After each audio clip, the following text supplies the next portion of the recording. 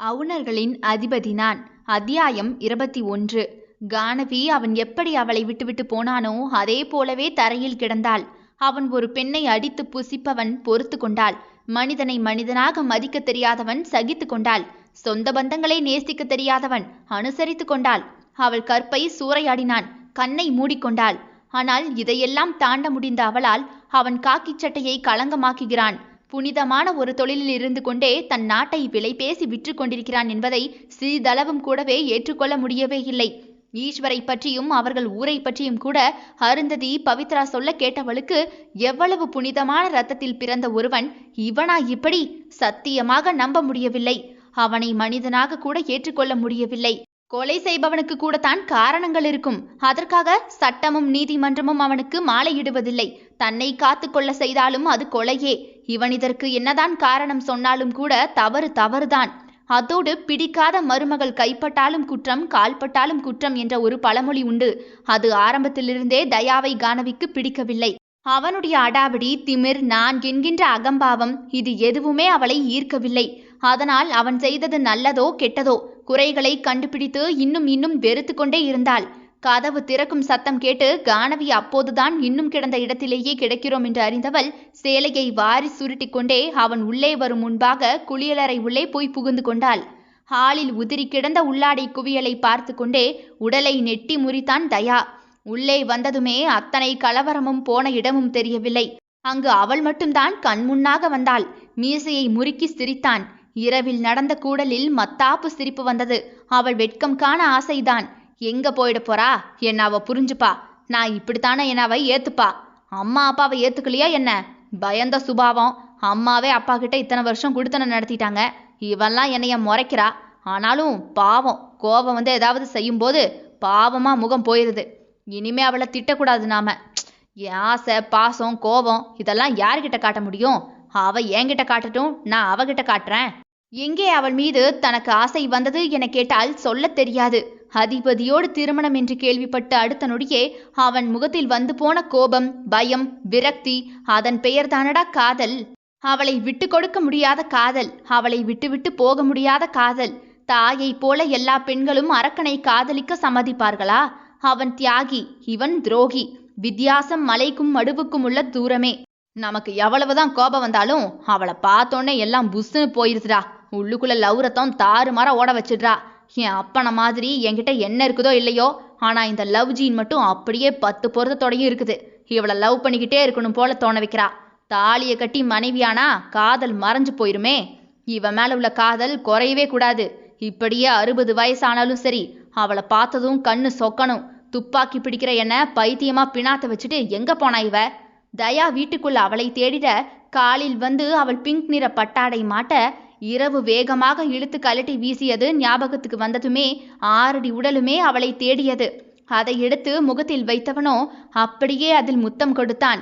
ஆற அமர இன்னும் ஒரு முறை அவள் தேகத்தில் சுக்கி முக்கி கல்லாகவே தேய ஆசை கொண்டான். காதில் குளியலறை உள்ளே நீர்விழும் சத்தம் கேட்க விசிலடித்து கொண்டே ஆடையை கலட்டி போட்டுவிட்டு ஹேங்கரில் மாட்டியவன் டவலை எடுத்துக்கொண்டு இடையில் கட்டிக்கொண்டே குளியலறை கதவை விரலால் தட்டினான். அவள் சத்தமே கொடுக்காமல் இருந்தாள். அடியே லகான் கோழி, கதவை திறடி, அர்ஜென்ட். குளிச்சுக்கிட்டு இருக்கேன். நீ ஒரு ஓரமா குழி, நான் ஒரு ஓரமா நிக்கிறேன் என்று ஒட்டகம் போலவே குடிசை உள்ளே இடம் கேட்டது கள்ள மாடு. அவள் பதிலே இல்லாமல் போக, நானாயா சண்டை போடுறேன்? நான் பச்சை மண்ணு. ஆசையா அவன் முகத்தை பார்க்க வந்தா இப்படி முகத்தை காட்டினா கோபம் வருமா வராதா மக்களே என்றவனோ ஓங்கி கதவை ஒரு தட்டு தட்ட கதவு பேர்ந்து போய் கீழே விழ உள்பாவடையில் குளித்து கொண்டு நின்ற கானவியோ அதிர்ந்து போய் பார்க்க, உன்னால ஒரு கதவு போச்சு போ. கொஞ்சம் கூட உனக்கு டிகாஷனே இல்ல கான். நான் வாயை கட்டி வயிற்ற கட்டி நாட்டை வித்து சேர்க்கிற காசு பொறுப்போட நடந்துக்கென்ன என்று கதவை தூக்கி ஓரமாக வைத்துவிட்டு, என்ன கதவு இருந்தா தானே நீ பூட்டுவ? நம்ம 2 பேருக்கும் இடையில இனி நோ ஒளிவு நோ மறைவு என்றவனின் பார்வையோ அவள் மேல் மேய்ந்தது. இவன் பார்வையில் அவளோ திரும்பிக் கொள்ள, குளிக்கிறியா என்றான் அவள் பின்னால் போய் உரசிக்கொண்டே. பூ போல ஷவரிலிருந்து நீர் இருவர் மீதும் பட்டு கீழே விழ, குளிக்கிறியான்னு கேட்டேன். அவள் தோளில் அவன் விரல் அழுத்தமாக பதிய, நான் குளிச்சு விடவாடி, சோப்பை கொடு என்று அவள் பதிலுக்கு எதிர்பாராமல் அவனே சோப்பை பிடுங்கி அவள் முதுகில் முகத்தை புதைத்து கொண்டே, உன்னை நான் குளிப்பாட்டுறேன், என்ன நீ குளிப்பாட்டி விடு சரியா? சரின்னு சொன்னா வலிக்காம குளிக்க வைப்பேன். சரி. திமிரி புண்ணாக அவளிடம் வலுவே இல்லை. தயா அவள் அழகில் கண் சொருகி போய் அப்படியே சோப்பை தேய்த்து விட்டான். அங்கு கானவிக்கோ நீரோடு கண்ணீரும் சேர்ந்தே போனது. உனக்கு நான் தொடர்றது பிடிக்குதா என்று கேட்க கூட விரும்பாத இவன் எப்படி பெண்ணின் உணர்வுகளை புரிந்து கொள்ளப் போகிறான்? குடும்பத்தையும் நாட்டையுமே புரிந்து கொள்ளாத ஒருவன் அவளை புரிந்து கொள்வது கடினம்தான் என நினைத்தவளோ அப்படியே அவன் போக்குக்கு எல்லாம் அவள் உடன்பட வேண்டியது என ஆகிப்போனது. இப்படி மொத்த அழகையும் குத்தகைக்கு எடுத்தது போல அவள் வர்ணனையே செய்ய முடியாத அளவு நெளிந்த சிலை போல அழகாக நீரில் கரைந்து கொண்டிருக்க தயாவோ அவளை கண் கிறங்கி பார்த்தான். உன் அழகுக்கு என்ன வேணும்னாலும் கேளுடி, தரேன். நிம்மதி வேணும், தனிமை வேணும், தரீங்களா? அவ்வளவுதானே, தந்துட்டா போச்சு. ஆனா ஒரு தடவை நீயா ஆசை தீர எனக்கு தந்துரு, அதுக்கு பிறகு நீ கேட்டதெல்லாம் நான் தந்துடுறேன். நிஜமா? கண்டிப்பா. தரியா? என்ன என்ன பண்ணணும்? சிம்பிள் என்று அவள் காதில் உதட்டை வைத்து கூறினான் தயா. உயிர் உருகி அப்படியே அவன் சொல்ல சொல்ல அவள் மறுக்க, அப்ப தனிமையும் கிடையாது, நிம்மதியும் கிடையாது. உடனே அவள் கேவிக்கொண்டே அவனை பார்க்க அவனோ தயார் நிலையில் நின்றான். இவளோ, ஏன் இப்படி பண்றீங்க? கட்டாயப்படுத்தலடி. உனக்கு ஒன்று தேவை, எனக்கு ஒன்று தேவை. வேணும்னா என்னை விட்டுட்டு போயிடுவீங்களா? அதான் சொல்லிட்டனே.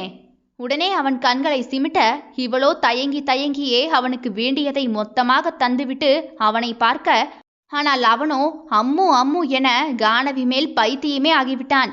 கட்டிலில் மல்லாக்க அவள் அருகே வந்து படுத்த தயாவை விட்டு தள்ளி படுத்த கானவியோ, எப்ப போறீங்க? எங்க போகணும்?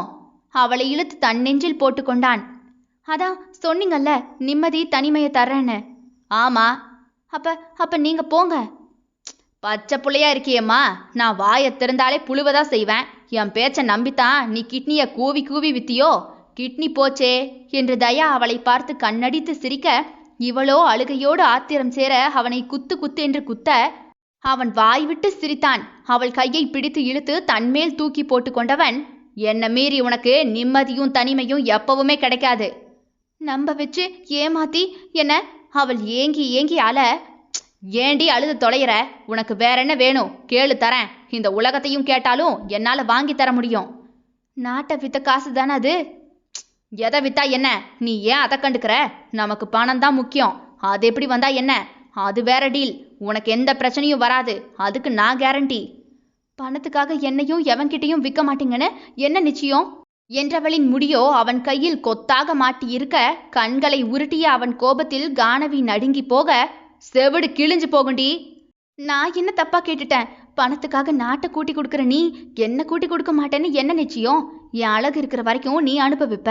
எவனாவது ஒருத்தன் இந்த அழகை பார்த்து எனக்கு அவளை கொடுன்னு கேட்டுட்டா கொடுக்க மாட்டியா நீ என்றவளுடைய கண்ணமோ தீப்பற்றி எரிய, அவளோ கண்களை சிமிட்டாமல் அவனையே பார்த்து கொண்டே, நாட்டை காட்டி கொடுக்கறவனுக்கு பொண்டாட்டியை கூட்டி கொடுக்கறதுக்கு ஒன்றும் பெருசா ஒன்றும் நேரம் ஆகிறது பாரு. உண்மைய சொன்னா கோபம் வரத்தான் செய்யும் என்று அடியை வாங்கி கொண்டே விலகி படுக்க, உனக்கு நான் என்ன தாண்டி பண்ணி தொலையணும்? இப்படி எது பேசினாலும் டார்ச்சர் பண்ற மாதிரியே பேசுற. இதெல்லாத்தையும் விட்டுட்டு வர முடியுமா? உன்னை விட எனக்கு பணம் தான் முக்கியம். ஆனா உன்னை எப்படி என் வழிக்கு கொண்டு வரணும்னு எனக்கு தெரியும். இப்படி அடிச்சு என்னை எத்தனை நாளைக்கு பணிய வைக்க போறீங்க? உங்க நல்லதுக்கு சொல்றேன், என்னை விட்டுருங்க. இல்ல என்ன கொன்னுருவியோ? வாய்ப்பு கிடைச்சா அதையும் செய்வேன் என்றவளின் பேச்சை அசட்டையாக விட்டவனோ அவளை அதற்கும் சேர்த்து இழுத்து வைத்து இம்சை செய்து குரட்டை விட, அவனை சாய்க்க நேரம் கிடைக்காதா என்று கொக்காக அவள் தவம் இருந்தாள். நேரம் வெகு விரைவில் அவள் கையில் கிடைக்கும். பஸ்ஸில் வந்து கொண்டிருந்த அதிபதி போனுக்கு மெசேஜ் வர அதை விரித்து பார்க்க, ஊழல் லஞ்சம் ஆயுதம் கடத்தி எதிர்நாட்டில் விற்ற நபர்கள் பெயரில் தயாள இன்பாதிபதி என்று தன் தம்பியின் பெயரை முதல் வரிசையில் பார்த்தவன் பல்லை கடித்தான். சார், என்ன பண்ணணும்? என்ன பண்ணுவோமோ அதை பண்ணு. நாள் குறிச்சிடு, ஆகஸ்ட் 15. சார், ஒரு வாய்ப்பு கொடுப்போமா? தேச துரோகிக்கு மன்னிப்பும் மறுவாய்ப்பும் எப்பவும் கிடையாது என்று தீர்ப்பெழுதி விட்டான். சரியாக ஆகஸ்ட் 15ஆம் தேதி 2 அதிபதிகளுக்கும் கடைசி நாளாக மாறுமோ? அத்தியாயம் 22. அதிபதி கதவை திறக்கவும் 2 பூனைக்குட்டிகளும் ஓடி வந்து ஒன்று அதிபதி கையில் ஏறிக்கொள்ள, பெண் பூனையோ கீரவாணி கையில் ஏறிக்கொண்டது. பாத்தியாடா ராக்கி பயலே, என்னதான் சோறு போட்டு உன்னை வளர்த்தாலும் நீ எனக்கு துரோகி தாண்டா. பாரு பாரு, உன் பொண்டாட்டிய நான் உஷார் பண்ணிட்டேன். இனிமே உனக்கு ஏதாவது வேணும்னா என் காலில் தான் வந்து விழணும், பாத்துக்க என்று ராக்கியை திட்டிக் கொண்டே பெண் பூனையோடு கீரவாணி உள்ளே போய்விட்டாள். ராக்கியோ பாவமாக அதிபதியை பார்க்க, அது போனா போகுதே, இந்தா பிஸ்கெட்டு, இதை தின்னு. ராக்கியோ முகத்தை திருப்பிக் கொண்டு பெண் பூனையின் சத்தத்தை கேட்டு அதிபதி கையிலிருந்து இறங்கி பொண்டாட்டியின் பின்னால் ஓடிவிட்டது. அங்கு பூனைகளின் பின்னால் ஓடிக்கொண்டும் தவ்விக்கொண்டும் விளையாடிக்கொண்டே சிறிது நேரத்தை கழித்த கீரவாணியின் குரல் கலகலவென வீட்டுக்குள் கேட்டுக்கொண்டே இருந்தது. அங்கு விளையாடும் பூனைகளும் அவளும் ஒன்றுதான். அதன் அன்பை வாங்க நாம் பணத்தை, உயிரை கொடுக்க வேண்டும் என்ற அவசியமே இல்லை. தலையை தடவிக்கொண்டு ஒரு கவளை சோற்றை வைத்தால் கூட போதும். நம் பின்னேயே உயிர் உள்ளவரை சுற்றித் திரியும். அப்படித்தான் கீரவாணியும். அவன் காலை சுற்றும் பூனைக்குட்டிதான் அவள். எந்த தேவையும் அவளுக்கு இல்லை. நீ என்ன நேசிச்சா அது போதும். காலம் உள்ளவரை நல்லதா கெட்டதா, உயிர் போகுமா இருக்குமா, இந்த மாதிரி எந்த விடையும் தெரியாது. தன் கண்ணை மூடிக்கொண்டு அவன் பின்னாலேயே வரும் 5 அறிவு காதல் ஜீவிதான் அவள். லாப நட்டம் பார்த்து வருவதெல்லாம் 6 அறிவு காதல். இவள் காதலுக்கு தெரிந்ததெல்லாம் அவன் வட்டத்தில் ஒரு குட்டி இடம், அவ்வளவே. அப்பப்பா, வீட்டுக்கு வந்து இந்த ஊத்த நைட்டியை போட்டாதான் பிறவி பயனே அடைஞ்ச மாதிரி இருக்கு. நைட்டியை சர்வதேச ஆடைய பிரகடனப்படுத்தணும். உல்லாசமா இருக்குதப்பா என்றபடியே நைட்டியை கீரவாணி நுழைத்து கொண்டே வெளியே வர, சுடத் தெரியுமா என்றான் அவளுக்கு முதுகை காட்டி நின்று கொண்டிருந்த அதிபதி. என்ன மாமா கேட்டீங்க? சுடத் தெரியுமான்னு கேட்டேன். ஆமா, தோசை நல்லா சுடுவேன், காடை கோழி எல்லாம் சுடுவேன். உங்களுக்கு என்ன வேணும்னு சொல்லுங்க, அதை 10 நிமிஷத்துல சுட்டுடுறேன். என்று கீரவாணி அவன் கையில் இருந்த துப்பாக்கியை கண்டுவிட்டு அலற, சுட்டு காட்டு என்று அவள் முன்பாக அவன் அதை நீட்ட, மாமா துப்பாக்கி, டேக் இட் என்று தூக்கி வீச கையில் பிடித்த கீரவாணிக்கோ கை கால் எல்லாம் நடுங்கி போனது. மாமா, எனக்கு இதெல்லாம் தெரியாது மாமா. இதெல்லாம் கத்துக்கணும், வா. என்ன, குடும்ப நடத்த, சோறு பொங்குறது, குழம்பு வைக்கிறது, பிள்ளைய பெற்று வளர்க்கறது தானே குவாலிஃபிகேஷன் சொன்னாங்க. இப்ப துப்பாக்கி சுடுறதையும் சேர்த்துட்டாங்களா என்று புலம்பிக் கொண்டே கீரவாணி தன் பின்னே வந்து நிற்கும் அதிபதியின் அருகாமையில் நெளிய, முன்னாடி ஃபோக்கஸ் பண்ணு என்று அவள் கைகளோடு கையை பிடித்து துப்பாக்கியை பிடிக்க வைத்தவன் அவள் பயந்து போய் அவனை திரும்பி பார்க்க, என்ன? இல்ல, எனக்கு இதெல்லாம் வராது மாமா, விட்டுருங்க. முன்னாடி பாரு. மாமா. அப்ப வெளியே போ. யார் இதுக்கெல்லாம் ஓகே சொல்றாங்களோ அவங்கள கூட்டிக்கிட்டு வந்து மறுபடியும் குழந்தையை கொடுத்துக்கிறேன் என்றவனின் பேச்சில் உதட்டையை சுளித்த கீரவாணியோ, அப்ப நான் தேவையில்லை. என்ன சொன்னாலும் கேட்குற மாமா. அப்ப சுட கத்துக்க, பிடி என்று அவள் கையை அழுத்த, மாமா சுட்டா சத்தம் வரும்ல, நாம வேணும்னா நாளைக்கு சத்தம் கேட்காத இடத்துக்கு போய் சுட்டு சுட்டு விளையாடுவோமா என்றவளின் முகத்தை கை வைத்து முன்னால் நோக்கி திருப்பிய அதிபதியோ, இது சவுண்ட் ப்ரூஃப், சத்தமெல்லாம் வராது. அதோ அந்த ஜன்னல் மேல ஒரு ஓட்டை இருக்குல்ல, அத சுடு.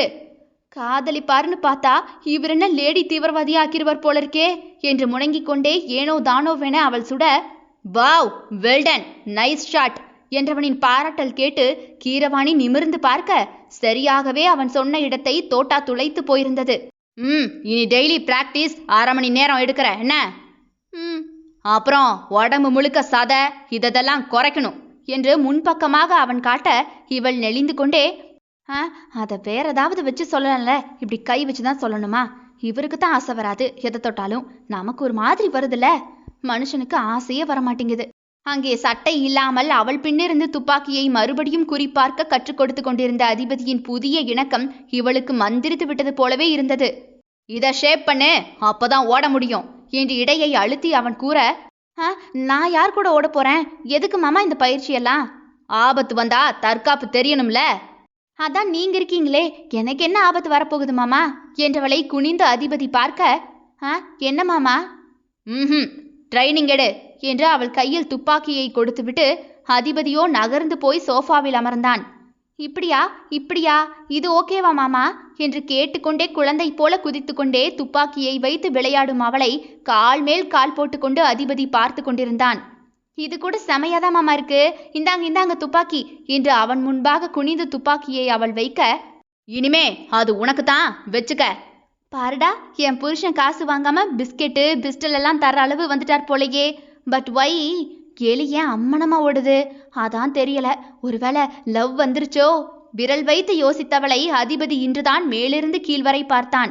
பச்சை நிற நைட்டி, தூக்கி கட்டிய முடியை கேஷ் கிளிப் போட்டு முடிந்து வைத்திருந்தாள்.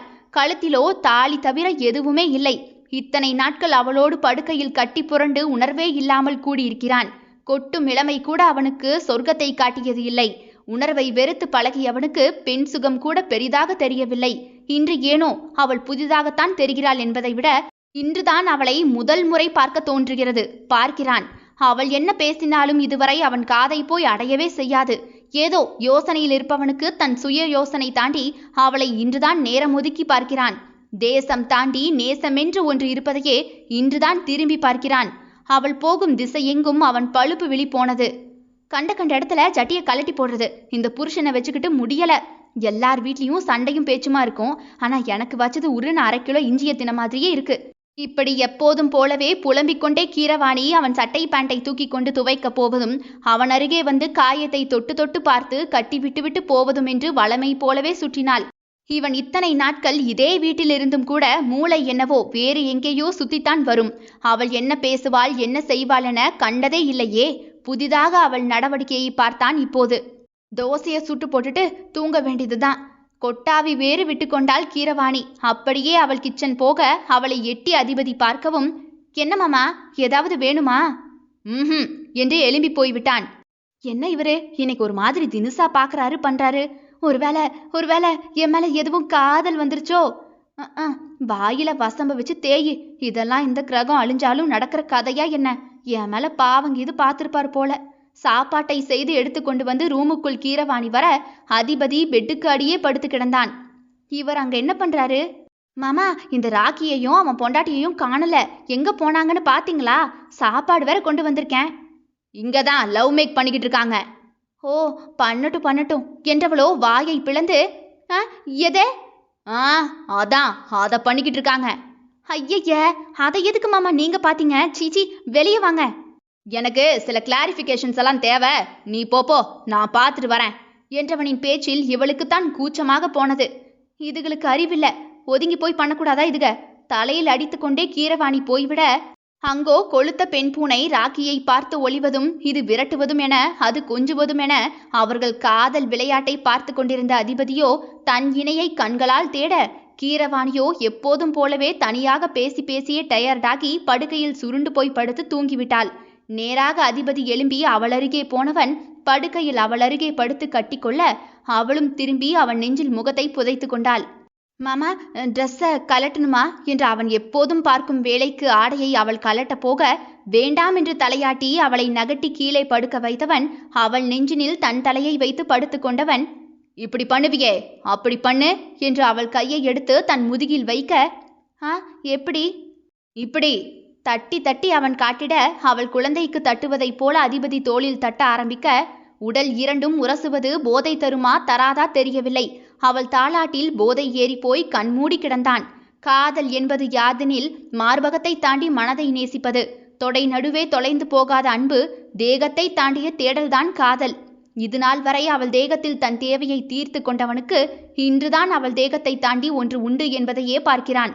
உலகில் உள்ள அத்தனை ஜீவராசிகளும் மயங்குவது அன்பு ஒன்றுக்கே. அதில் அதிபதி மட்டும் விதிவிலக்கா என்ன? அத்தியாயம் 23. ஏய், எதுக்குடி உம்முன்னு இருக்க? ஏதாவது பேசி தொலையேன். காலை அவசரமாக யூனிஃபார்ம் அணிந்து கொண்டிருந்த தயா படுக்கையில் அமைதியாக உட்கார்ந்திருந்து தன் துவைத்த துணிகளை மடித்து கொண்டு அவனை காணாது தன் வேலையை செய்யும் கானவியை எரிச்சலாகவே பார்த்தான். நீ என்னவும் பண்ணு என்பது போலவே இந்த வீட்டில் அவள் அமர்ந்திருக்க பல்லை கடித்தான் தயா. நேத்து அவசரமா ட்ரெஸ்ஸை கலட்டி போடும்போது பெல்ட் எங்கேயோ போட்டுட்டண்டி, போய் கொஞ்சம் எடுத்துட்டு வா. ரோபோ போலவே போய் பெல்ட்டை எடுத்து கொண்டு வந்து அவன் கையில் கொடுத்துவிட்டு மீண்டுமாக அமரப்போக, அவள் சேலையை பிடித்திழுத்து தன்னோடு அவளை கட்டிக்கொண்ட தயாவோ அவள் குளித்து ஈரமாக கிடந்த கூந்தல் உள்ளே முகத்தை வைத்து புதைத்து கொண்டான். எங்கடி போற? உன் வேலை இன்னும் முடியல. போட்டுவிடு.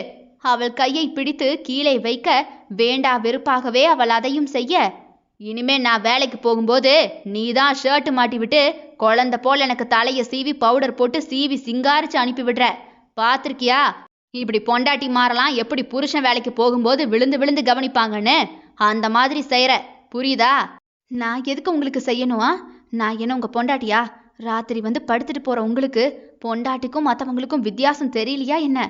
மற்றவங்க பணம் கொடுத்து படுத்துட்டு போவாங்க, நீங்க மிரட்டி இப்படி படுத்துட்டு போறீங்க. உங்களுக்கும் அவங்களுக்கும் எந்த வித்தியாசமும் இல்லை. என கத்தியவனோ, உங்ககிட்ட பேசுனது ஏன் தப்பு தாண்டி. ஷூவை வெளியே போட்டுட்டு வந்துட்டேன். இல்லைன்னா அதை வச்சு என்ன நானே அடிச்சிருந்திருப்பேன். எனக்கு என்ன தேவையோ அதையும் நீதான் செய்யற. மயிலேனா இறகு போட மாட்ட. உன் காலை உடச்சி செய்யினா சரியா செய்வ. என்றவனோ யோசனையாக மீசையை முறுக்கிக் கொண்டே தான் போட்டிருந்த சட்டையை கலட்டி அவள் கையில் கொடுத்து, போய் துவைச்சு காய வச்சு எடுத்துட்டு வா. காலையில சாப்பாடு என்ன செஞ்சு வச்சிருக்க? பசிக்குது. எல்லா பெண்களைப் போலவுமே, அதுவும் குறிப்பாக பொண்டாட்டி போல அவனுக்கு மாங்கு மாங்கு என்று செய்யும் பொண்டாட்டி வேண்டும். அது ஆசையோ ஆசை தயாவுக்கு. ஆனால் அவனுக்கு கிடைத்ததோ, மாங்கு மாங்குன்னு வேணா உன்னை மிதிக்கிறண்டா என்ற கேட்டகிரி. தன் வழிக்கு அவளை கொண்டு வந்தே தீர வேண்டும் என்கின்ற வெறி இவனுக்கு. தயாவோ தான் செய்ததை தவறு சரி என்று யோசித்து பார்க்கவே மாட்டான். ஏனெனில் அவனை பொறுத்தவரை அவன் செய்வது அத்தனையும் சரி. அதிபதி போல பாசத்தின் நிழலையே தொட்டு இருக்காதவனாக இருந்திருந்தால் அதை பற்றி அவன் கவலை கொண்டிருக்கவே மாட்டான். ஆனால் தன் அன்னையின் மடிக்குள் குழந்தை போல கொஞ்சிக் கொண்டே கிடந்தவன் அப்படி திடீரென ஆலமரத்தை பிடுங்கி வேறொரு இடத்தில் நடுவதைப் போல பல இழப்புகளை பார்த்து ஏற்கனவே மனதளவில் பாதிக்கப்பட்டு வருந்தி கொண்டிருந்தவனுடைய காயத்தை ஆற்றாமல் மேலும் காயம் கொடுக்கும் பொருட்டு தனியாக அவனை கொண்டு போய் வானதியின் வீட்டில் விட்டுவிட, எப்போதாவது வரும் தாயின் அணைப்புக்கும் அன்புக்கும் அவள் கொடுக்கும் ஒரு கவள சோற்றுக்கும் ஏங்கி போன அவனின் மனநிலை அவனுக்குத்தான் தெரியும். அத்தனை நாட்களும் கொடுக்கப்பட்ட அன்பும் அரவணைப்பும் திடீரென ஒரு நாள் இல்லை என்று சொல்லும் பொழுது குழந்தை மனம் எப்படி தாங்கும்? அதற்கு காரணமானவர்களை எப்படி ஏற்றுக்கொள்ள முடியும்?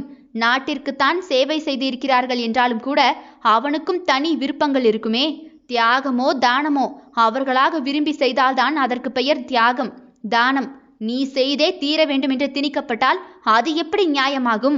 அதிபதி நாட்டிற்காக என் உயிரை கொடுக்கிறேன் என்பது அவனுடைய தியாகம். நீயும் கொடுத்துத்தான் தீர வேண்டும் என்று யாரும் தயாவை கட்டாயப்படுத்த முடியாது. அவனுக்கு வாழ வேண்டும். எல்லா குடும்பங்களைப் போலவுமே குழந்தை குட்டி தாய் தந்தை என்று அரவணைப்பான குடும்பம் வேண்டும் என்று விரும்புகிறான். அவன் செய்த தவறு ஒரு பெண்ணின் மனமறியாமல் செய்யும் செயல்கள்தான். அதுதான் மன்னிப்பே வழங்க முடியாத அவன் செய்த மிகப்பெரிய தவறு. அதற்கு தண்டனை அவள்தான் கொடுக்க வேண்டும். என்ன சாப்பாடு செஞ்சிருக்க? கொண்டு வா. எதுவும் செய்யல. என்ட்ரன்ஸ் எக்ஸாமுக்கு பதில் போலவே கானவியின் ஒற்றை வார்த்தை தான் வரும். அதுவே பெரிது. மனதில் அத்தனை வலி இருக்க அதை வைத்துக்கொண்டு இவனோடு கொஞ்சி குழாவி எப்படி முடியும் அவளால்? நீ தின்னியடி? எனக்கு மட்டும் பிரெட் டோஸ்ட் பண்ணி சாப்பிட்டுட்டேன். அப்ப எனக்கு எவண்டி செய்வான்? அவள் முகத்தை திருப்ப அவள் பின்னழகிலேயே ஒரு அடி சப்பென்று போட்ட தயாவோ, லகாங் கோழியை உரிக்கிறது போலவே உரிச்சிருவேன் பாத்துக்க. இனிமே மதிய சாப்பாட்டுக்கு இங்கதான் வருவேன். 10 கிலோமீட்டர் நான் சுத்திட்டாலும் பரவாயில்லடி. நீயா நானு பாத்துடலாம். எனக்கு என்ன வேணுமோ அதை நீ தான் செய்யற. ஓடோடு போய் துவைச்சுக்கிட்டு காஃபியை போட்டு கொண்டு வா போ. உன்னால ஒரு நாள் லீவு வேற. ஆனாலும் பரவாயில்ல, மனுஷனை மண்டைக்காய விட்டுறாடா இவ என்று படுக்கையில் படுத்தவாறே போகும் அவளுடைய பின்னழகை பார்த்து கொண்டிருந்தான். துணி துவைப்பதற்காக போகும் அவளையே பார்த்து கொண்டே வெள்ளை உள்பனியன் பேண்டோடு சாய்ந்து கிடந்த தயாவோ போனில் பேசியபடியே அவள் குத்த வைத்து உட்கார்ந்து துணி துவைக்கும் அழகை ரசித்து கொண்டே, இன்னைக்கு நான் டியூட்டி வரல, இன்ஃபார்ம் பண்ணிடு. சார், அவசர வேலை இருக்கே. என் பொண்டாட்டிய எங்கேயாவது கூட்டிட்டு போகணும்யா, அப்பவாவது உஷாராவாளான்னு பாப்போம் என்றவனோ அப்படியே கண்ணயர்ந்து விட்டான். தூங்கும் அவன் அருகே நின்று கானவி குரல் கொடுக்க சட்டென கண்ணை திறந்தான். கானவி கையில் தோசையோடு நின்றாள்.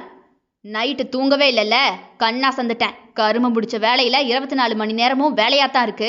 அதான் காசை சேர்த்துட்டு இருக்கேன். சீக்கிரமா தப்பிச்சு ஓடிடணும். ரிலாக்ஸா இருக்கவே முடியல போ என்றவனோ வாயை பிளக்க, என்னடி அள்ளி குடு. தின்னா தின்னுங்க, இல்ல போங்க என்று தட்டை படுக்கை மீதே வைக்க போன கானவியை அவன் அவளை மேலிருந்து கீழாக பார்த்து கொண்டே விசில் அடிக்கவும் அது அபாய சங்கு என அறிந்து கொண்டவளோ தோசையை நாளாக மடக்கி அவன் வாயிலேயே தள்ள லொக் லொக் என இருமி, படுபாவி, கொன்னு தொலைச்சிடாதடி. சம்பாதிச்ச காசு யாருக்கும் உதவாம போயிட போது. எனக்கெல்லாம் மனசு போல வாழ ஆசைப்பா. அல்பாயுஸ்ல அனுப்பி விட்டுறாத என்ன, கொஞ்சம் கொஞ்சமா தா. அவள் விரலை கடித்து வாங்கி தின்றவன் கடைசி வாய் உணவை பீய்த்து கானவி உதட்டில் வைக்க போக அவளோ முகத்தை திருப்பி கொண்டாள். உடனே சட்டென அவளை இழுத்து மடியில் அமர வைத்தவன், கையில தந்தது தப்புதான் என்று அவள் பிடரியை அருகே இழுத்து உதட்டோடு உதட்டை வைத்து உள்ளே தள்ளிவிட்டான். மாலை வரை அவள் பின்னாலேயே திரிந்தான் அவன். கரெக்ட் பண்ணவே முடியவில்லையே. வா வா, கடைக்கு போயிட்டு வரலாம் வா. அவளை வெளியே அழைத்து போக நினைக்க, நான் வரல, பைக் எடுக்கிறேன், 5 நிமிஷத்துல வா என்றவனுடைய குரல் மாற்றத்திலேயே கானவி வெளிர் நிற சேலை ஒன்றை கட்டி கொண்டே வெளியே வர, இரு கீழே மடிப்பு சரியா விழல பாரு என்று அவள் மடிப்பை எடுத்து விட்டவனின் நேசம் அவள் கண்ணை அடையாது போன காலத்தின் கோலத்தை என்ன என்று சொல்வது. பைக் மிதமான வேகத்தில் சென்று கொண்டிருக்க தயா கண்ணாடி வழியாக அவளை பார்த்தான். அவளுக்கும் அவனுக்கும் இடையே ஒரு ஊரே இருக்கும் அளவு இடைவெளி. கைய தோள் மேல எப்ப வைப்பீங்க மேடம் எதுக்கு வைக்கணும்? ஓ என்றவனோ கையில் பைக் பறக்க ஆ என்று அலறிக்கொண்டே கானவி அவன் இடையோடு விழுந்து பிடித்து கொள்ள, இப்படி அடிச்சடிச்சுதான் இவளை பணிய வைக்க வேண்டியது இருக்கு என்று சிரித்து கொண்டவனோ கடைக்கு வந்து இறங்கி அவள் கையை பிடிக்க போக, தள்ளி விட்டுவிட்டு கானவியோ தனியாக நடக்க ஆரம்பிக்க, உடனே தூரத்தில் எங்கோ கேட்ட விசில் சத்தத்தில் கானவி பதறிப்போய் திரும்ப கையை கட்டிக்கொண்டு தயா நாக்கை மடக்கி சிரிக்க, உடனே ஓடி வந்து அவன் கையை இழுத்து தன் கைகளோடு வைத்துக்கொண்டு நடக்க ஆரம்பிக்க, என்ன வேணும் அம்மோ? எதுவும் வேண்டாம். பொறுக்கி பொறுக்கி பொழந்து எடுத்துட்டு அம்மு அம்முன்னு கொஞ்சிருவான் என்று அவள் மனமோ அவனை போட்டு தாளிக்க, நீ இப்படித்தான் சொல்லுவ, இதுல உட்காரு என்று சேரை காலில் இழுத்து போட்டு அவளை அமர வைத்தவன், தம்பி அந்த பச்சை கலர் சேலையை எடு, அது இது என்று அவளுக்கு எடுக்க பெண் தோற்று போகும். தயா சேலை எடுக்கும் அழகில் பெண்ணே தோற்றுதான் போவாள். இது உனக்கு செமையா இருக்கும். அவள் மேல் போட்டு பார்த்த தயாவோ, அழகா இருக்குல்ல, நீங்க தானே உரிச்சு பார்க்க போறீங்க. அவள் வாயை கை கொண்டு மூடிய தயாவோ, நீ மூடிட்டு உட்கார்ந்தே இரு, வாயை திறக்காதமா தாயே. கை நிறைய பொருளை எடுத்து கொண்டவனோ ஹோட்டல் போய் சாப்பிட்டு விட்டு வெளியே வர, கானவி குரல் கொடுக்க உடல் அசதிதான் தயாவுக்கு. இருந்தாலும் கூட அவளை வெளியே அழைத்து வந்தால் சற்று தெளிவாள் என அழைத்து வந்தான். அவளோடு இருக்கும் இந்த நேரத்தை உண்மையாகவே ரசித்தான். பார்த்து பார்த்து அவளுக்கு செய்தான். குருடாக இருக்கும் ஒருவரிடம் நீங்கள் உலகின் தலை சிறந்த ஓவியத்தை காட்டினாலும் கூட அது வெறும் காகிதம் போலத்தான். அதுதான் அவர்களுக்கு தெரியும். வெறும் வெற்று காகிதம் போலத்தான் அவர்களுக்கு அதை உணர முடியும். என்னடி, ஏதாவது வேணுமா? அவள் உதட்டில் ஒட்டியிருந்த முடியை விரலில் நகட்டி எடுத்து விட்டான். என்ன? எனக்கு எனக்கு கோவிலுக்கு போகணும் போலவே இருக்கு, கூட்டிட்டு போறீங்களா என்றவளின் கோரிக்கையை மறுப்பானா என்ன? பிடிக்காத ஒருவனோடு அவளால் சகித்து சகித்து வாழ முடியவில்லை. மூச்சு அடைக்க கடவுள் சன்னதியில் கண்ணீர் மல்க அவள் நிற்க, அம்மோ ஒரு அஃபீஷியல் கால் இருக்கு, நான் வெளியே நின்று பேசிக்கிட்டு இருக்கேன் என்று அவள் பதில் வராது என அறிந்தும் கூட தயா போனை பேசிக்கொண்டே வெளியே போய்விட, எனக்கு விடுதலை தரவே மாட்டிய ஆண்டவா என அவள் ஏங்கி ஏங்கி அழுது கொண்டே கண்களை திறக்க, ஈஸ்வர் சோளக்கதிரை கடித்து தின்று கொண்டே நின்றிருந்தான். கானவி தலையை குனிந்து கொள்ள அவள் முன்பாக துப்பாக்கி ஒன்றை நீட்டிய ஈஸ்வரோ, கடவுள் இறங்கி வந்தெல்லாம் உதவி செய்ய மாட்டாருமா, அவர் ரொம்ப பிஸி. ஆனா ஈஸ்வர் ஆல் டைம் வெட்டிதான். லவ் பண்ண போகும்போது மட்டும்தான் பிஸி. கடவுள் வரம் தரலினா விடு, அவரை டிஸ்டர்ப் பண்ணாத, நான் வரம் தரேன். அவள் துப்பாக்கியை நடுங்கி போய் பார்க்க, என்ன செஞ்சாலும் உன் பாதுகாப்புக்கு நான் கேரண்டி. ஆகஸ்ட் 15ஆம் தேதி இந்திய நாட்டுக்கு மட்டும் சுதந்திர தினமா இருக்கணுமா, இல்ல உனக்கும் சுதந்திர தினமா இருக்கணுமான்னு முடிவு பண்ணிக்க. அவள் சற்று தடுமாற, ஓகே ஓகே வந்துகிட்டே இருக்கையா, பொண்டாட்டி கூட ஒரு ஹாய் சொல்ல விடுறானுங்களான்னு பாரு என்று தயா வரும் சத்தம் கேட்க, கண்களை மூடி திறந்த கானவி பட்டென்று ஈஸ்வர் கையிலிருந்து துப்பாக்கியை வாங்கி கொள்ள, பொழைச்சுக்குவ என்று ஈஸ்வர் சிரித்து கொண்டே போய்விட, கானவி துப்பாக்கியை சேலை மறைத்த இடையில் சொருகி கொண்டாள். இஷ்டமானவரை இடைவிடாது இம்சை செய்வதும் அலாதியான காதல்தான் என்று அவள் அறியாது போனாலோ. அத்தியாயம் 24. தன் காதலை வெளிப்படுத்த தெரியாத, வார்த்தைகளினால் வர்ணிக்க தெரியாத விலங்கினங்கள் கூட அவ்வளவு அழகாகவே காதலித்தது. மியாவ் மியாவ் என்ற பூனைகளின் சத்தம்தான் அறையெங்குமே. அதிபதி கன்னத்தில் கையை வைத்து சோஃபாவில் சாய்ந்தமர்ந்து ஆண் பூனையும் பெண் பூனையும் ஒன்றன் பின் ஒன்றாய் அலைந்து கொண்டிருப்பதை பார்த்து கொண்டே இருந்தான். ஒன்று இல்லாமல் மற்றொன்று தனியாக இருக்கவே இல்லை. அப்படியே தனித்திருந்தாலும் அவர்கள் பார்வை என்னவோ அரை நொடிக்கு ஒரு தடவை தன் இணையை பார்த்து கொண்டே இருந்தது. இரவு அவள் நெஞ்சில் படுத்து தூங்கியவனுக்கு காலை புத்துணர்ச்சி தானாக வந்து ஒட்டி கொண்டது. கடமைக்காக தன் தகப்பன் தந்த பணத்துக்காக அவளை கட்டி அணைத்து இருக்கிறான். உடலோடு உடல் சேர்ந்திருக்கிறான் தான். அதில் எல்லாம் ஆத்ம திருப்தி அவனுக்கு வந்ததே இல்லை. தின்பது தூங்குவது போலத்தான் கூடலும். ஆனால் எது காதல், எது காதல் என விலங்குகள் கற்றுக் கொடுத்த பின்புதான் அவளை வேறு கோணத்திலேயே பார்த்தான். ஒருத்தி நீ தருகிற எதுவுமே வேண்டாம், நீதான் எனக்கு வேண்டுமென்று அத்தனை இழப்புகள் மத்தியிலும் அவன் கையை பிடித்து கொண்டு நடக்கிறாள் என்றால் அவள் இந்த தனி ஒருவனின் தனித்துவம் ஆனவள் அன்றோ. அவளால் தன் கொள்கைக்கு எந்த தடையும் வராது என்று நேற்றே புரிந்து கொண்டான். அத்தனை ஆயுதம் அவன் கையில் இருந்தும் பயந்தாலே தவிர ஓட நினைக்கவில்லை. வாழ்வா சேர்ந்தே வாழ்வோம், சாவா சேர்ந்தே சாவோம் என்றவள் தைரியமோ அதைவிட வேறு எதுவும் அவனை வலுவாக அசைத்து விட முடியாது. அவன் உடலில் மனதில் எப்போதுமே இருக்கும் இறுக்கம் இன்று இல்லவே இல்லை. பூனைகள் வட்டமடித்து கொண்டிருப்பதை பார்த்து கொண்டிருந்த அதிபதி காதை அவன் மனையால் குரல் வந்து கலைத்தது. மாமா எனக்கு தாலி கட்டினதுக்கு பதிலா இந்த பூனைக்குட்டிக்கு தாலியை கட்டியிருந்தால் கூட சௌக்கியமா இருந்திருக்கும். பூனைய நாள் முழுக்க உட்காந்து பாக்குறாரு. அவர் பொண்டாட்டினா அவர் பார்வைக்காக ஏங்கி கிடக்கிறனே, கடைக்கண் பார்வையை அப்படியே தெளிச்சு விடுவோமான்னு தோணுதா பாரு. இப்படி புலம்பியே நான் செத்து போயிடுவேன் போல. குழந்தை வேற வயிற்றுக்குள்ள வளர ஆரம்பிக்குது. குழந்தை பிறந்ததும் அவ்வளவுதான். ப்ராடக்ட் வந்துருச்சு, ப்ராசஸ் முடிஞ்சு போச்சு, போயிட்டு வா தங்கமேனே நான் அனுப்பி வச்சுட்டா நான் என்ன செய்யறது? நான் வேற இவர் முகத்தை பார்க்காம இருக்கவே மாட்டேனே. அம்மா கிட்ட வேற நான் காலேஜில் ஆஹா ஓஹோன்னு படிக்கிறேன்னு வேற சொல்லியாச்சு. என்னைக்கு அது பொட்டியை தூக்கிக்கிட்டு வந்து இங்கே நிற்க போகுதோ தெரியல. இவ்வளவு அக்கப்போருக்கு மத்தியில் நான் லவ் பண்ணிக்கிட்டு வேற இருக்கேன். ஆனா இந்த மனுஷன் எல்லளவு கூட அசைய மாட்டேங்கிறாரே. இப்படியே போனா என் நிலைமை தான் என்ன? வேற என்ன, பைத்தியக்காரி மாதிரி ஆகிருவேன். கிச்சனில் அவள் புலம்பல் சதா வந்து கொண்டே இருந்தது. அதிபதி பூனையை விட்டுவிட்டு தன் மனைவியை கிச்சனுக்குள் எட்டி பார்க்க, கீரவாணி தொடைவரை ஏற்றி கட்டிய நைட்டியில் அங்கங்கே மாவு கொட்டி அழுக்கு பொட்டலமாகவே நின்று ஏதோ செய்து கொண்டிருந்தாள். அதிபதி பூனையை பார்த்தான், அவளை பார்த்தான். எலும்பி கிச்சன் உள்ளே போனவன் அடுப்பில் கிளறி கொண்டிருந்த கீரவாணியின் பின்னால் போய் இடிக்க நின்றவன் சட்டென அவள் கழுத்தில் நாவை வைத்து நக்க என்றவள் கூசி திரும்ப, அதிபதி மறுபடியுமாக அவள் கழுத்தில் நாவால் கோடு போட, என்ன மாமா என்று நெளிந்தாள் அவள். காலையிலெல்லாம் இந்த ப்ராடக்ட்டுக்கு உயிர் வராதே, நைட்டு மட்டும்தானே தேடும், இதென்ன காலையில வந்து ஏன் கழுத்து நக்குது? அவளுக்கு புரியவே இல்லை. அன்று அவனின் வெற்று பார்வைக்கு அர்த்தம் தெரியவில்லை. இன்று அவன் நேச பார்வையை அடையாளம் காண தெரியவில்லை. என்ன மாமா? பூனை நக்கி நக்கி காதல் செய்ய இவரும் அதையே லவ் குருவாக எடுத்துக்கொண்டு அவள் கழுத்தில் நக்கி காதல் செய்ய ஆரம்பித்து விட்டான். என்ன பண்ற என்றவனோ அவள் கூசி சிலிர்த்து போய் அவன் அருகில் நெளிந்தபடியே நின்ற கீரவாணியை குனிந்து பார்த்தான். அவளை உத்து உத்து பார்க்கிறான். அவளை பார்த்து இன்றுதான் உடல் ரீதியாக மாற்றமே ஏற்பட்டது. கூடலுக்கு தேவை இணை மட்டுமே, உடல் சிலிர்க்க கூடல் செய்ய தேவை காதல். அங்கு கீரவாணியோ அவனின் நெருக்கத்தில் வாயை மூடிக்கொண்டு திண்டில் பல்லியைப் போல ஒட்டி நிற்க அவள் நாணம் புதிதாக கண்டான் அவன். அது இன்னும் அவனின் முதுகில் சுரீர் என்ற வலியை தந்தது. இதுவரை அழகு என்று ஒன்றை அவன் ரசித்ததே இல்லை. இயற்கை தாண்டி எதுவுமே அவன் கண்களை ரசிக்க வைத்ததும் இல்லை. இன்று அவள் உதடு நடுங்கி போய் சிறு சிறு வேர்வை கழுத்தில் அரும்பி போய் அவனை பார்க்க வெட்கம் கொண்டு கண்ணை சிமிட்டுவதுதான் அஜந்தா எல்லோரா குகையில் உள்ள ஓவிய அழகோ? அவளின் துடிக்கும் உதடுகள் இன்றுதான் ஆணின் கண்களுக்கு தெரிந்ததோ? உதடு உடலில் ஒரு பாகம் என்று மட்டும் அறிந்திருக்க, அதுதான் காதல் சாம்ராஜ்யம் உள்ளே புகும் நுழைவு வாயிலென அறிந்தானோ? என்ன பண்றேன்னு கேட்டேன். அவள் உதட்டை உரசும் தூரம்தான், ஆனால் உதட்டை உரசவில்லை. அப்படியே மேல்போக்காக நின்றான். அந்த நடுக்கம், அவள் அருகே வரும் அதீத உணர்வு, அவள் வாசத்தில் மயங்கும் கண்கள், இந்த உணர்வெல்லாம் அவனுக்கு பிடித்தது. அது வந்து உங்களுக்கு தோசை சுட்டுட்டு இருந்த மாமா. அவன் அருகாமையில் எப்போதும் போலவே இவள் கண் கிறங்கிட, உன்னை இன்னைக்கு தூக்கிட்டு போகணும்ல, வா என்றதுமே அவள் தன் கையை நீட்ட, அவனோ அப்படியே தொடையோடு கை கொடுத்து தூக்கி முகம் பார்க்க படுக்க வைத்தவன், இன்னைக்கு எங்க போகணும்? எப்பவும் சுடுகாட்டுக்கு போய் தானே காதலை வளர்ப்போம்.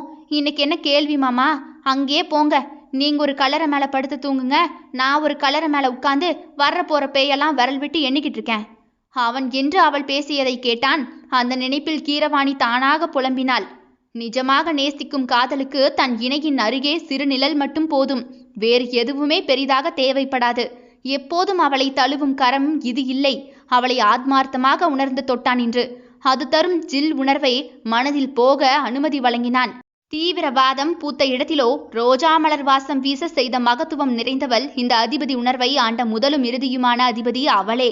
அப்படியே அவன் சட்டை காலரை பிடித்து கொண்டே அவன் முகத்தோடு முகத்தை வைத்து அவள் ஏதோ முணங்க, பா, அந்த இளமுதடு செய்த மாயமோ என்னவோ நெட்டி தள்ளி முட்டியது அவனுக்கு. என சொன்னான். என்ன மாமா? அவள் சொல்லும் விழியில் உச்சியில் விளக்கு எரிய தங்க புகை போக அவள் வெள்ளி ஓடை ஓடும் இடம் கேட்டது. இதுதான் காதலா? இதுதான் பெண் தரும் சுகமா? அவள் மேல் தன் உடல் படும்போது பல்லை கடித்தான் அவன். இன்னும் இன்னும் என்னென்ன உணர்வுகள் அவளிடம் வரும்? புதிதாக ஆறடி உடலை வதைக்கும் அவள் அருகாமை தரும் சுகத்தை அனுபவிக்க ஆசையை வெறுத்த அவனுக்கு ஆசை வந்தது. மாமா, அது வந்து நைட்டியோடு இருக்கேன், ஏதாவது போட்டுட்டு வரவா? அவள் அழகை குனிந்து பார்த்தான் அவன். ஏன் போடல? நீங்க எங்க சுடுகாடு தாண்டி என்னை கூட்டிட்டு போயிருக்கீங்க போடுறதுக்கு? அதுவும் இப்ப எல்லாம் சைஸ்ல வேற வேற ஆகிருச்சு. நான் போயிட்டு ஏதாவது போட்டுட்டு வரவா? கொடியில் காய்ந்த அவள் சேலை ஒன்றை எடுத்து அவள் கையில் கொடுத்த அதிபதி காரில் அவளை அமர வைத்தவன், மாத்திக்க. இங்கியா? அவன் திரும்பி அவளை பார்க்க அப்படியே அமர்ந்து அவள் சேலை மாற்றப் போவதை ஆர்வமாகவே பார்த்தான். தன் நைட்டியை மார்பு வரை பிடித்து கொண்டே சேலையை மடிப்பெடுக்கும் கீரவாணியின் அழகை அப்படியே அவன் பழுப்பு விழிகள் லஞ்சையின்றி ரசித்தது. அமரவே மனைவியை ரசித்தான். எதுக்கு பார்க்காததை பார்க்கறது போலவே பார்த்து வைக்கிறாரு? ஒருவேளை என்னை பார்க்கறதுக்கும் ஈஸ்வர் மாமா காசு ஏதாவது கொடுத்துட்டாரா இருக்கும். என்று நினைத்து கொண்டே அவள் அதிபதியை ஓரக்கண்ணால் பார்க்க அவளை திரும்பி திரும்பி பார்த்து கொண்டே அதிபதி காரை எடுத்தான். மாமா, உங்க லவ்வர் வரலையே மாமா, அதை விட்டுட்டு நீங்க எங்கேயுமே வரமாட்டீங்களே? யாரு? அவள் பேச்சும் நடவடிக்கையும் வித்தியாசமாகவே பார்த்தான். அதான் மாமா, ராக்கியும் அவன் டாவும். டாவா? நீங்க என் டாவு, ராக்கி உங்க டாவு. அவங்க லவ் மேக் பண்ணட்டும், அதான் விட்டுட்டு வந்துட்டேன். அப்ப நாம தனியா போய் என்ன பண்றது? அதுக்கு இருந்தா நேரம் போகும், இல்லனா சும்மாவேல இருக்கணும். நாம லவ் மேக் பண்ணுவோம் என்ற அதிபதியின் பதிலில் கீரவாணியோ ஜெர்க்காகி போய், எது லவ் மேக்கா? காமெடி கீமெடி பண்றதா இருக்கும். இவரும் நானும் லவ் மேக்கா? உலகம் அழிஞ்சிராது என்றவளோ கண்களை உருட்டி, ஓஹோ லவ் மேக்குனா அது இல்ல, மாமாவுக்கு காலையில எதுவும் மூட் வராது, என்ன புதுசா என்று வாய்விட்டே கூறிக்கொண்டே அதிபதியை அவள் திரும்பி பார்க்க அவள் பேசுவதைத்தான் அதிபதி பார்த்து கொண்டிருந்தான். அவள் பேசும்போது அருகே இருக்கும் பொழுது மற்றதை மறப்பது போலத்தான் இருந்தது. அவளையே பார்க்க வைத்தாள் அவள். மாமா, எதுவும் பண்ணுதா உங்களுக்கு? ஐயோ, புள்ளைக்கு யார் கண்டுபட்டுச்சோ தெரியலையே, தினுசா பார்த்து வைக்குதே என்று அவன் கழுத்தில் கையை வைத்து பார்த்தவள் உதட்டை அவன் பழுப்பு கண்களோ சிமிட்டாமல் பார்த்தது. என்ன மாமா? என்று அவள் கையை இழுத்து தன் கையோடு வைத்து கொண்டவன் வண்டி நகரத்துக்கு உள்ளே செல்ல தூங்கி தன் தோள் மீது விழுந்த கீரவாணியை நகர்த்த தோணவே இல்லை. இந்த நிமிடம் இப்படியே உரையாதா, இந்த நெருக்கம் இப்படியே தொடராதா என்ற பாடல் எங்கோ ஒலிக்க அவன் மனம் சொல்ல தெரியாத உணர்வை அந்த பாடல் சொன்னது. இடம் வந்துருச்சு, இறங்கு என்று அவள் கன்னத்தில் அதிபதி தட்ட போனவன் அவளுக்கு வலிக்காது வருடி, எழும்படி. மாமா என்று கீரவாணி மலங்க மலங்க விழிக்க சிட்டியில் பெரிய துணிக்கடை முன்பாக வண்டி நின்றது. மாமா, இங்கெதுக்கு? உள்ள போட எதுவும் இல்லைன்னு சொன்னியே, எடுத்துக்கோ என்றவனின் பேச்சை கீரவாணி கண்கள் கண்ணீர் மல்க பார்த்தாள். அவனாக இதுநாள் வரை அவளுக்கு எதையும் செய்ததே இல்லையே. வா என்று அவள் முன்னே நடக்க ஆரம்பித்து விட்டான். அவன் சொல்லாது அவன் நேசம் அவள் அறிய போவது இல்லை, அதை அதிபதி வெளிப்படுத்த போவதும் இல்லை. அவனும் காதலில் சுயநலவாதியாக மாறிப்போனான். அவள் தரும் காதலை வாங்கி கொண்டு காணலாக மறைய சித்தம் கொண்டான். காணல் கவிதையாக எப்போதும் அவன் காதல் அவளுக்கு விலகியே இருக்கும். அத்தியாயம் 25. என்ன பார்த்துட்டே நிக்கிற? வா. நிஜமாவே எனக்கு நீங்க வாங்கி தரீங்களா? மாமா, உங்க காசு செலவழியாதா? உதட்டை பிளக்கும் அவள் உதட்டை தின்ன தோன்றியது அவனுக்கு. அவள் அருகே சேர்ந்து நடந்தவனோ, உனக்கானதை வாங்கி தரதும் அந்த ரூல் பேப்பர்ல இருந்துச்சே என்றதுமே மலர்ந்த அவள் முகம் கருகி போக, ஓ அப்ப இது கூட ப்ராஜெக்ட்ல ஒரு பார்ட்டு, அப்படிதானே? ஒருவருக்கு நேசத்தை காட்டிவிட்டு அதை பிடுங்கி கொண்டு ஏங்க வைத்து போவதும் கூட தவறு என நினைத்து நேசத்துக்கு திரை போட்டு மூடிவிட்டான். போய் எடுத்துட்டு வா, இந்தா காசு என்று கொத்தாக பணத்தை அள்ளி அவள் கையில் திணித்த அதிபதியோ அவள் அருகே கையை கட்டி நின்று கொள்ள, இதுக்கு வாங்கி தராமலே இருந்திருக்கலாம். பைத்தியக்கார பயல்களை மேலத்தான் காதல் வந்து தொலையும் போல இருக்கு. என்னை எத்தனை பேர் லவ் பண்ணாங்க தெரியுமா? என் கரகம் இவர்கிட்ட வந்து மாட்டிக்கிட்டேன்னா. எனதே என்ன மாட்டிக்கிச்சு? அவள் காதில் அவன் குரல் கேட்டு தள்ளி கொண்டவள் முகத்தை திருப்பியபடியே, ஒன்னும் மாட்டல, போய் எடுத்துட்டு வரேன் என்று அவள் அவனை விட்டு விலகி நடக்க போக, நானும் வரேன். நீங்க அங்க எதுக்கு மாமா? வருவேன். அவர் பூனைக்கு பர்ச்சேஸ் பண்ணாலும் பண்ணுவாரு, சொல்றதுக்கு இல்ல என்றவளோ வெடுக் வெடுக்கென்று இடையாட்டி நடக்க உச்சி முதல் பாதம் வரை அவன் ரசித்து பழகாத அழகை இன்று நின்று ரசித்தான். யக்கா, எந்த சைஸ் வேணும்? இருக்கிறதுலையே பெரிய சைஸா எடுத்து போடு. சட்டன அதிபதியோ அவள் மாதுளை அளவை குனிந்து பார்த்துவிட்டு, எதுக்கு அவ்வளவு பெருசு? குட்டியாதானே இருக்கு என்று அவள் காதில் கிசுகிசுப்பாக கூற, பாருடா சப்ஜெக்ட் சைஸ் எல்லாம் பார்த்து வச்சிருக்கு என்று உதட்டை சுளித்த கீரவாணியோ, இழுத்து பெருசாக்கி விட வேண்டிய ஆளு சும்மால வச்சிருக்கு, என்ன செய்யறது? ஒரு ஆசைதான், கிளி எடுக்கிற பூவு பெருசாகாதான்னு, அதை போட்டாவது கும்முன்னு ஆகிக்க வேண்டியதுதான் என்று முணங்கிக் கொண்டே அவள் பெருமூச்சு விட அதிபதி காது மடலெல்லாம் சிவந்து போனது. அவன் கை ஒழுங்காக படாத பூ வாடாது துருத்தி போய் நின்றது. அக்காக்கா, இது ரொம்ப பெருசுக்கா. அட நீ வேற, ஏமா தந்து தொலை. அதையே கொடு என்றவனோ, பெருசாக்கிடலாம் என்று முணங்கிட, என்ன சொன்னீங்க மாமா? அவளோ அவனை அண்ணாந்து பார்க்க, பெருசாக்கிடலான்னு சொன்னேன். எதை? நீ எதை பெருசா வேணும்னு கேட்டியோ அத. அவளோ திருவென அவனை பார்க்க, எடுத்துட்டியா? அவள் இடையை அதிபதி பிடிக்க அடுத்த கட்ட அதிர்வில் அவள் உடலை வளைக்க, என்னடி? எனது டியா? எல்லாம் அதுல இருக்கிற மாதிரி தான் பண்றேன். ஓஹோ, இதெல்லாம் அதுல இருந்துச்சா? நான் பார்க்கலையே. நீ பார்த்திருக்க மாட்ட என்று அவளுக்கு மட்டும் கேட்கும் குரலில் பேச, வேற எதுவும் வேண்டாமாடி? வேறனா? அதிபதி அவள் காதில் முதல் முறையாக பச்சை வார்த்தை பேசினான். ஐயைய, அதெல்லாம் போட மாட்டேன் மாமா என்று அவன் கண் பார்த்த ஆடையை அவள் மறுத்துவிட, அதையும் பில் போடுங்க என்று வாங்கி கையில் கொடுக்க, எப்போதும் போல அவள் சோலோவாகவே நடக்கப் போக அவன்தான் ஓடி வந்து அவள் தோளோடு அணைத்து பிடித்து கொண்டான். காமம் வேண்டுமெனில் உடலால் பூர்த்தியாகலாம், மனம் காதலில் தானே பூர்த்தியாகும். இத்தனை நாள் அவள் இதையெல்லாம் எதிர்பார்த்து ஏமாந்து போனவள் இன்று அது கிடைத்தும் கூட அதை அனுபவிக்கவா வேண்டாமா என புரியாமல் அவன் கை அணைப்பிலேயே நடந்தாள். கீரவாணி இரவு தோசையை மடக்கி நாளாக அவன் வாயில் வைக்க போக, சட்னி என்ன வச்ச? சட்னியா? அதெல்லாம் நம்ம வீட்டில் அவுட் ஆஃப் சிலபஸ் மாமா. எப்பவும் இப்படிதானே நீங்க சாப்பிடுவீங்க? அவன்தான் தொட்டுக்க கடிக்க எதுவுமே கேட்க மாட்டானே. இவளும் மாங்கு மாங்கு என்று செய்வதெல்லாம் இல்லை. ஒரு தோசையில் அவன் வயிற்றை நிரப்பி விடுவாள். இன்னைக்கு சட்னி வேணும், செஞ்சு கொடு. இப்பவா?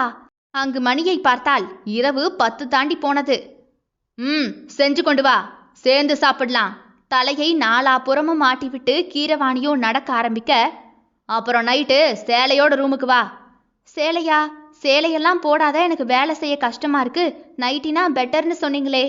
அன்று ஒரு நாள் இரவில் அதிபதி அவள் சேலையை கலட்ட எடுத்துக்கொண்ட கால அவகாசத்திலேயே அதிபதி சேலைக்கு தடா போட்டு வைத்திருக்க, இன்று இன்றிடை பார்த்து அரைகுறை சேலை தரிசனம் கண்டு அவளை ரசித்து உண்ண ஆசை கொண்டான். இவள்தான் குழம்பி குளியலறை போனாள். சிவப்பு நிற சேலை ஒன்றை வாங்கி வந்த ஆடையை போட்டு அணிந்து கொண்டு வெளியே வர அவன் கண்களோ அவளையே பின்தொடர, இது எதுவும் புது ப்ராஜெக்ட்ல சைனுக்கு இது பண்ணிட்டாரா? சட்டத்திட்டமெல்லாம் புதுசா இருக்கு. எதுக்கு வம்பு? அவர் என் கூட இருக்கணும், அவ்வளவுதான் என்று தோலை உலுக்கி கொண்டு போய் சட்னியை வைத்து அவனுக்கு டேபிளில் வைக்க, அவளை இழுத்து அருகே அமர வைத்த அதிபதியோ, பரிமாறு. அதுவும் நானேவா மாமா? இங்க வேற யார் இருக்கா? நீ தானே இருக்க. இப்பதான் நான் இருக்கிறது தெரியுதாக்கும் என்று மனதில் வெதும்பும் ரணத்தை மறைத்து கொண்டு அவன் சாப்பிட உணவை தட்டில் வைக்க, மனதின் மொட்டுக்கள் திறந்தால்தான் நாவின் சுவை மட்டும் திறக்குமோ? அவள் கைப்பட்டு போகும் உணவு தொண்டையில் அமிர்தம் போலவே இறங்க, ஆ என்று சத்தம் கொடுத்து அதிபதி நாவை நீட்ட, என்னாச்சு மாமா, என்னாச்சு? காரம். காரமா? பின்ன டெய்லி வெறும் தோசை தின்னா காரமா இருக்காம என்ன பண்ணும்? இருங்க சீனி எடுத்துட்டு வரேன் என போக போனவள் கையை இழுத்து மேஜை மீது தூக்கி அமர வைத்த அதிபதியோ, காரம் எடுத்தா உன்னை கூட தின்னலாமே, நீயும் இனிப்பு தானே என்று முகம் முன்னால் நின்ற அவளை பார்க்க, அதெல்லாம் தெரியாதே. எப்போதுமே நைட்டு பேசாம வந்து வேலையை பார்த்துவிட்டு குரட்டை விட்டு தூங்கும் புருஷன் திடீரென கவுச்சை பார்வை பேச்சு பார்க்க அவளுக்கு தான் என்ன வகை மாற்றம் இது என்று தெரியவே இல்லையே. குடு என்று அவளை கண்கள் சுருக்கி அவன் பார்க்க, மாமா என எச்சில் விழுங்கினாள். இன்னைக்குதான்னு பார்க்கறேன். உடனே அவள் நெளிய அதிபதியோ எழும்பி அவள் காலை நகட்டி காலிடையில் நின்றவன் அவள் நெஞ்சோடு நெஞ்சை அழுத்தி நின்று கொண்டு அவள் இதழை இதழ் கொண்டு உரச, அவன் இதழ் அவள் இதழை தொடுவது இதுதான் முதல் முறை போல விளிம்பை இறுக்கி பிடித்த அவள் கையை தூக்கி தன் இடையோடு போட்டு கொண்டவன், நேத்து ஆர்டிக்கல்ல படிச்சேன், காரம் ஜாஸ்தியானா ஒன்று கிஸ் பண்ணி குறைக்கலாமா, இல்லைன்னா இதுவா என்று அவன் விரலோ சேலை இடைவெளி வழியே அவள் இடையை வருட, மூச்சு பேச்சு இல்லாமல் வேலை முடிக்கும் அவன் அணுகுமுறை கண்டு பழகிய கீரவாணிக்கோ இந்த பேச்சு தொடுகையில் வேர்த்து போய் அதிபதி இடுப்பை வலிக்க பிடிக்க, அவள் கண்களோ கிறக்கத்தை பார்த்து கொண்டே அதிபதியோ அவள் இதழை சுவைக்க, அக்கென துடித்து அவன் உடலோடு அவள் சாய அவளை முத்தத்தில் குளிப்பாட்டி அர்ச்சனை செய்தான். அவளுக்கும் இதெல்லாம் புதிதே. ஆனாலும் இந்த அந்தரங்கம் பிடித்துதான் போனது அவளுக்கு. ஏதோ போல உணர்வில்லாது அவளை சேர்ந்துவிட்டு போகும் கூடல் கண்டு வெறுத்து போனவளுக்கு இந்த ரசனை கூடல் இனித்தது. இதுதான் கூடலா என்று இருவருமே அறிந்த முதல் இரவு அது. அங்கு பூனையோ ஓவர் டியூட்டி பார்க்கும் அதிபதியை பாவமாகவே பார்த்தது. பின்ன அது சம்சாரம் முழுகாமையாகியாச்சு. பக்கத்துல வந்த பிச்சு புடுவன் பிச்சு என்று ஒலித்து கொள்ள அதிபதியோ கீரவாணியோடு டபுள் வேலை பார்க்க, கடுப்பேற்றார் மைலார்ட் என்று அறையில் கேட்கும் அவர்கள் தாப குரலில் பாவமாக ஜோடியை பார்த்தது அது. எப்படி நாட்கள் போனதென்றே தெரியவில்லை. 1 மாதமும் ஓடிய வேகம் அப்படி. அன்று கடமையாக அவளை தூக்கி சுமந்தவன் இன்று காதலாக தூக்கி சுமந்தான். ஆகஸ்ட் 14ஆம் தேதி இரவு, நடு இரவு. அதிபதி வீட்டு கதவு தட்டப்பட தன் மீது தூங்கும் கீரவாணியை அசையாது தூக்கி படுக்கையில் படுக்க வைத்த அதிபதி வந்து கதவை திறக்க அவன் கூட்டாளி இருவர் நின்றனர். உள்ள வாங்க, யாரும் பார்க்கலையே. இருவரையுமே உள்ளே விட்டு கதவை அடைத்தான். இல்ல சார். ப்ராடக்ட் நம்ம கைக்கு வந்துருச்சா? ஆமாம் சார், இங்கே பாருங்க, இது உங்கள் கையில் கொடுத்தா தான் சேஃபாக இருக்குன்னு தோணுச்சு. அதான் போலீஸ் கண்ணில் படாம எடுத்துட்டு வந்துட்டோம் என்று பட்டன் அளவிலான ஒரு சிறிய பொருளை அதிபதியின் கையில் கொடுக்க, ஃபைன், அதை பத்திரமாக தன் உள்ளங்கையில் வைத்து தூக்கி பார்த்தான். சோ, இதுதான் இந்த நாட்டோட அமைதிக்கு நாம கொடுக்க போற பரிசு. ஆமா சார், இதை உங்க போனோட கனெக்ட் பண்ணியாச்சு. காலையில 10 மணிக்கு உள்ள போயிட்டு உங்க போன்ல இருந்து 77 டயல் பண்ணா போதும், மொத்தமா பிளாஸ்ட் ஆகிரும். ஓகே. மனித வெடிகுண்டா நீங்க தான் போகணுமா சார்? நீங்க தலையாட்டினா போதும் சார், நாங்க யார் வேணும்னாலும் செய்ய தயாரா இருக்கும்போது எதுக்கு சார் நீங்க போறீங்க? அதுவும் கல்யாணம் முடிஞ்சு குழந்தையெல்லாம் என்றவன் முன்னே கையை நீட்டி எச்சரித்த அதிபதியோ, குழந்தை குடும்பம் இதெல்லாம் எப்பவும் என்னோட கொள்கையை அசைக்க முடியாது. அதோட தலைவங்கிறவன் மற்றவனை முன்னாடி விட்டு வேடிக்கை பார்ப்பவன் கிடையாது. அவங்களுக்கு என்ன செய்யணும்னு முன்னாடி நின்று செஞ்சு காட்டிட்டு போறவன் தான் தலைவன். இது என் தாத்தா ராகவன் சொல்லி கொடுத்த பாடம். நான் இருந்தாலும் இல்லைனாலும் என்னுடைய கொள்கைகள் வேர் விட்டு பரவிக்கிட்டே தான் இருக்கும். அதோட அவளோட என்னோட வாழ்க்கை இவ்வளவுதான். அது அவளுக்கே புரிஞ்சிருக்கும். என் குழந்தையும் நாளைக்கு என்னோட இடத்துல வந்து நிற்கணும். எனக்கு பிறகு என் இடத்துல என் மகனோ மகளோ இருப்பாங்க. சரி சார், நாளைக்கு நான் மனித வெடிகுண்டா அரசியல் கட்சி மாநாட்டுக்குள்ள போறது நடந்தே தீரணும். அதுல எந்த மாற்று கருத்தும் இருக்கக்கூடாது. எல்லாரும் ரெடியா இருங்க. அந்த இடத்துக்குள்ள ஒரு அப்பாவி ஜனங்கள் கூட இருக்கக்கூடாது. புரியுதா? சரி சார் என்று அவர்கள் சொன்னதை பேசிவிட்டு போக, தன் தாடியை தடவிக்கொண்டு யோசித்தவன் மடி மீது வந்து பூனைகள் ஏறி அமர, அவளுக்கு துணையா இருங்க என்றவன் படுத்து தூங்கும் மனைவி அருகே வந்து அவள் நெற்றியில் முத்தமிட்டு குனிந்து அவள் வயிற்றை தடவியவன் கையில் உள்ள பொருளை பத்திரமாக மறைத்து வைத்துவிட்டு அவளை கட்டியணைத்து கொண்டு படுத்தான். அங்கே தயா இரவு தூங்கிக் கொண்டிருக்க, கானவி மறைத்து வைத்திருந்த துப்பாக்கியை எடுத்துக்கொண்டு வந்து தூங்கும் தயாவை நோக்கி கை நடுங்க குறிப்பார்த்தாள். டிங் டாங் என கடிகாரம் மணி அடிக்க, ஆகஸ்ட் 15ஆம் தேதி தன் விடியலை அது தொடங்கியது. தொடரும். இதனுடைய அடுத்த அத்தியாயம் நாளை இரவு 7 மணிக்கு வந்துடும். கேட்க தவறாதீர்கள் மக்களே. அவுணர்களின் அதிபதி நான். விடை பெறுகிறேன். நான் உங்கள் ஆர்ஜே தியா.